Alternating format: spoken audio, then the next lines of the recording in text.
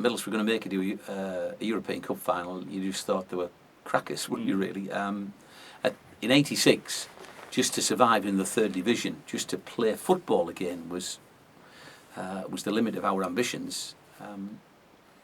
But to think of a UEFA, I mean, it's just unbelievable, because I will go right the way back to '67 when I first went to Ayresome Park to be taken by my dad and my granddad into the Holgate end.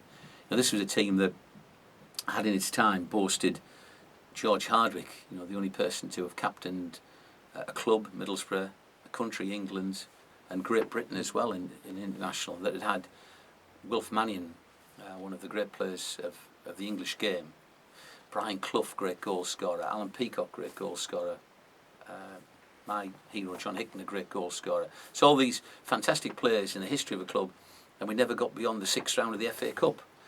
So, and then when we went into liquidation '86, to have said, well, the team will get to a European final, I mean, unthinkable. But of course, so often what happens to Middlesbrough is unthinkable, isn't it? Well, I mean, there was the 2 UEFA Cup runs, really, because the year after Middlesbrough got the Carling Cup and went into Europe, they got down to the last 16, to play Sporting Lisbon in the last 16 was a terrific effort, really, in your first season in Europe.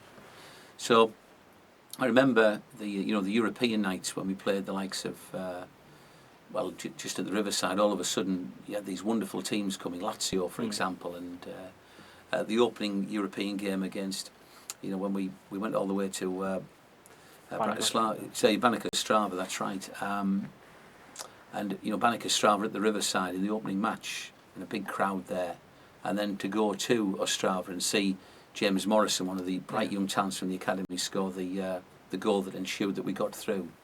So it was a journey, really, and I thought that when that first year ended, would we actually get back into Europe again? And Mark Schwartz's remarkable save at Manchester City ensured we did. And in that game, let's not forget Jimmy Floyd Hasselbank's fantastic free kick that put us in the lead.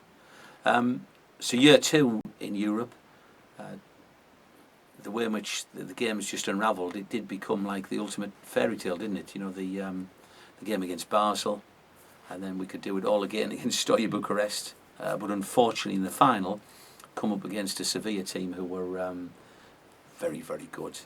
So it was disappointing in the end, but the journey, it not only gave me some of my great moments behind the microphone, gave Middlesbrough fans some of their outstanding moments in following the club, but also as well, you tend to forget that the football club is the flagship, or can be the flagship, for the town.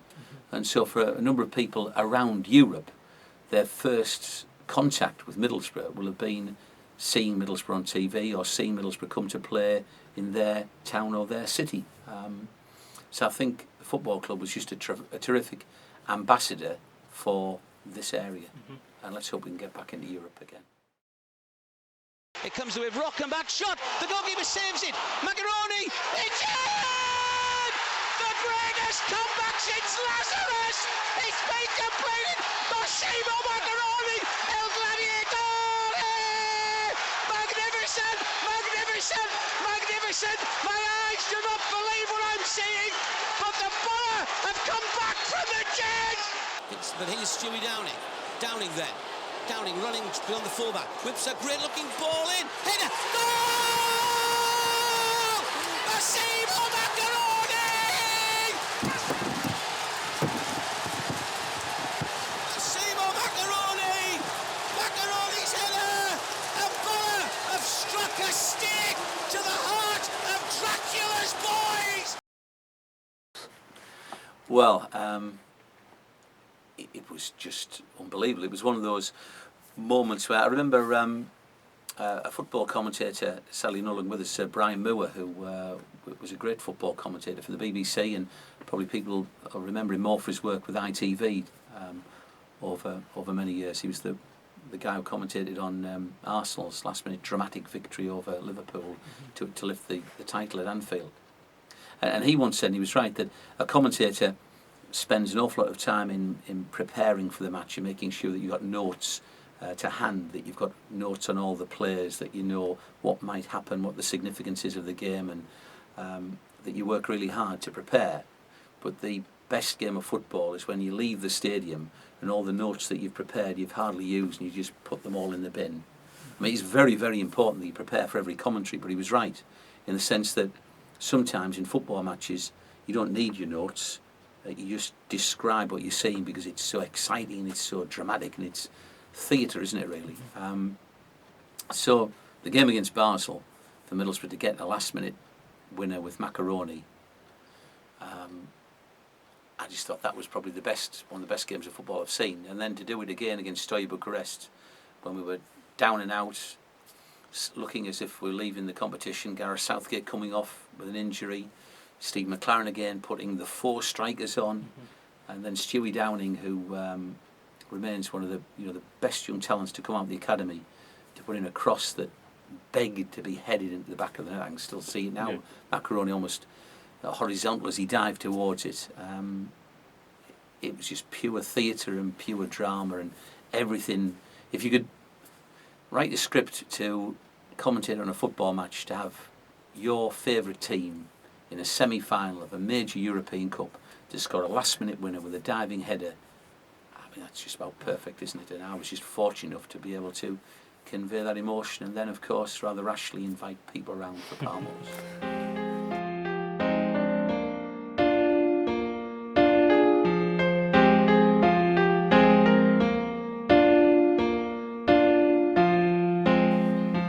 Juninho has to be, for me, my favourite player in that time at the Riverside, because he was just some of the football he played. Not in the first season when he came, when I think he was adapting to life in this country and getting used to playing football here. But the second season when he played some breathtaking football, and my dad, who has been a keen Middlesbrough fan for many, many years, said to me that Juninho was the nearest player he's seen to Wilf Mannion, who was the golden boy, who was one of Middlesbrough's greatest players of all time. So that's pretty high praise. And just the way in which Juninho adapted to playing football in this country, but quite clearly loved playing for the people of the town of Middlesbrough and loved being part of things. And the tears at the end at Elland Road when he was slumped on the turf and Brian Robson came on and had to console him as he was crying, was big, with genuine tears of raw emotion that he didn't want to leave, but because it was a World Cup year, felt that he had to. So for the football that he brought and the way in which the Brazilian Player of the Year, to play for Middlesbrough and to be passionate about Middlesbrough and to play some wonderful games. I remember the game against Chelsea here when he scored the goal, I think Match of the Day voted the best goal of the season, the diving header after a Mickelbeck, a little bit of interchange play, the way in which he just used to weave and run past defenders as if they weren't there. That was the first time, of course, and it was fitting, I think, that in the end, to round off his journey, he got the UEFA Cup, rather, the Carling Cup medal for being part of the Middlesbrough team that won against Bolton at the Millennium Stadium in Cardiff. So it was nice that Juninho ended up a winner, because he brought so much joy to anybody who watched him play. And for a commentator to have something like Juninho, you can have the O stretched out whenever he does something, is classic.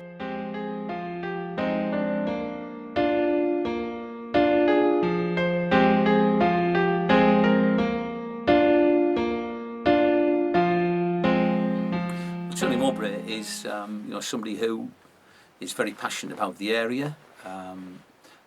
As a footballer, he was just a huge inspiration. Possibly, when you speak to the players who played in the team, he wasn't like the the shouting captain banging the dressing room door and all that type of thing. He was just somebody who was Mogger, who led by example, who was there for you on the football pitch, who would put his head where it hurts, and his partnership with Gary Pallister was a brilliant central defensive partnership.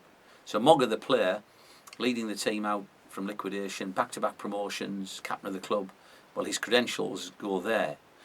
The fear a lot of people had, or those who watched him play, would be that if he didn't work as a manager, would his reputation be damaged? That's nonsense, because he will always be, even if it did go wrong as a manager, Mogger the footballer, everybody will have a great deal of respect for him.